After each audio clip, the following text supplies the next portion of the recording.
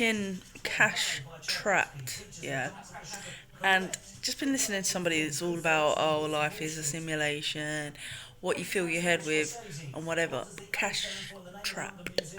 And I just made a video about rheumatoid and type 2 diabetes and other ailments that are westernized and whatever. And it's very much like people talk about it being a matrix and a prison. And there's no more evident way than seeing exactly what people are talking about when you say this is a sort of like trap matrix by design because of pharmaceuticals and money. And that's just one obvious example of why people reach these spiritually inclined like realizations. Because if you look on YouTube on behalf of other people, oh, you've got rheumatoid. What is rheumatoid? What causes it? Is it treatable? Easy enough? The world is just one big marketplace, really, and like full of just all the abundance that is on God's green earth. And then people go, oh, right, pharmaceuticals doing this and doing this, and this is what will pump into you. Keep it in a fridge. It's not. It's far removed from nature, isn't it? And then there's people that like Heal and Soothe, the Back Institute in Texas, that put all anti-inflammation substances into high dose little capsules, and you can buy them. They're quite expensive. But then there's people that just choose to eat raw anti-inflammatory food or getting more in depth in it. But there's people that rather pop the pills or the supplements. And when you're enslaved to the farmer, there's no clearer way of being trapped, because you sort of go, whole families are kind of trapped in an enslavement to a pharmaceutical Teo, whereupon your health's going up and down, and this is what's happening, your blood pressure here and there. You ain't got a clue why you're aching one day, not the other. And it's like the only person that can really take control of it is the person in the simulation themselves, and be like, this is take control over mind over matter, and know exactly what they're taking on board in order for it to affect their organism, rather than just taking some strangely named thing like, why is it called, but Benapulli is the injection for it. But when it comes to rheumatoid type 2, why is it called metformin? I find but then people were talking about the carbon-based reality, based on the fact that people eat like this, or we're entrapped to cube, like this sort of like matrix design. Met please, met weather, metformin. And you go, where's the made meta come from? I'll have to look that up in Latin. But it's like those becomes quite transparent, the way people live in their different versions of their life.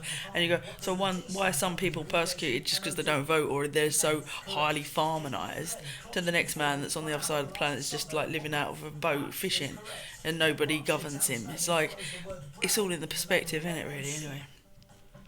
But people talk about escaping the matrix and all this stuff. The matrix really is nothing more than people being complicit and dumbed down in order for other people to benefit financially from them, isn't it, really? And people getting overly involved in the screen dimension and the political dimension and the religious dimension, and people that get all highly strung on like, oh, they think we might be on the verge of a world war. It's like, would you fuck off? Like, really, it's only as much as you invest energetically in watching it and people's egoic play, like feeling themselves of some sort of importance into some sort of presentation on a dummy stage. Does it mean anything to next man on a boat fishing on the other side of the world? No. It's just like, it's all in the perspective, isn't it, really? But anyway,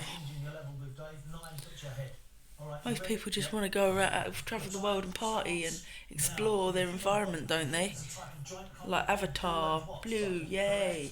And COVID was just like a flu rebrand, and noted the elites were still probably travelling around going yay and partying on their party boats and their super yachts, and it didn't really affect them.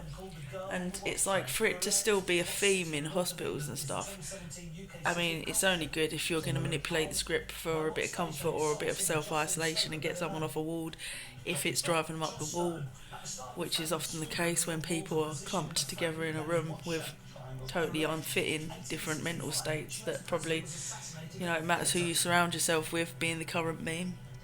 If you go in for one thing and you're surrounded by a lot of other people, basically, nevermore clear a case of your tail being affected, and everybody's just supposed to keep on that one mode of like, hey, hey, yeah, we're all just getting on with it because it's all government run building, state run. Hey, hey, it's all taxpayers' money. Hey, but it's like NHS really has to work with people that are forward thinking.